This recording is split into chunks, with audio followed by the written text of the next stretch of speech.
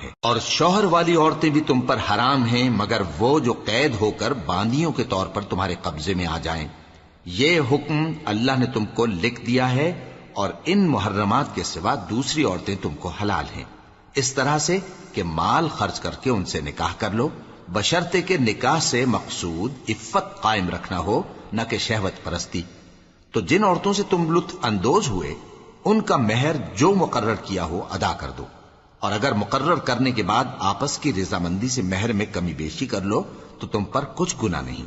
بے شک اللہ سب کچھ جاننے والا ہے، حکمت والا ہے۔ اور جو شخص تم میں سے مومن آزاد عورتوں سے نکاح کرنے کا مقدور نہ رکھے تو مومن باندیوں ہی سے جو تمہارے قبضے میں آ گئی ہوں نکاح کر لے،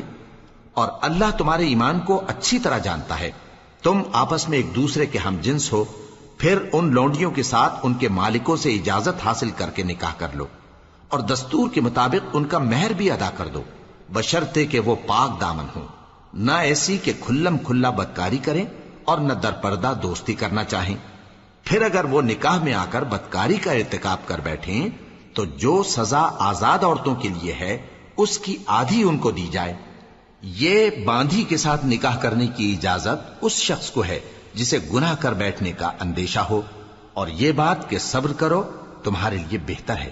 اور اللہ بخشنے والا ہے، مہربان ہے۔ اللہ چاہتا ہے کہ اپنی آیتیں تم سے کھول کھول کر بیان فرمائے اور تم کو اگلے لوگوں کے طریقے بتائے اور تم پر مہربانی کرے، اور اللہ جاننے والا ہے، حکمت والا ہے۔ اور اللہ تو چاہتا ہے کہ تم پر مہربانی کرے، اور جو لوگ اپنی خواہشوں کے پیچھے چلتے ہیں وہ چاہتے ہیں کہ تم سیدھے رستے سے بھٹک کر دور جا پڑو۔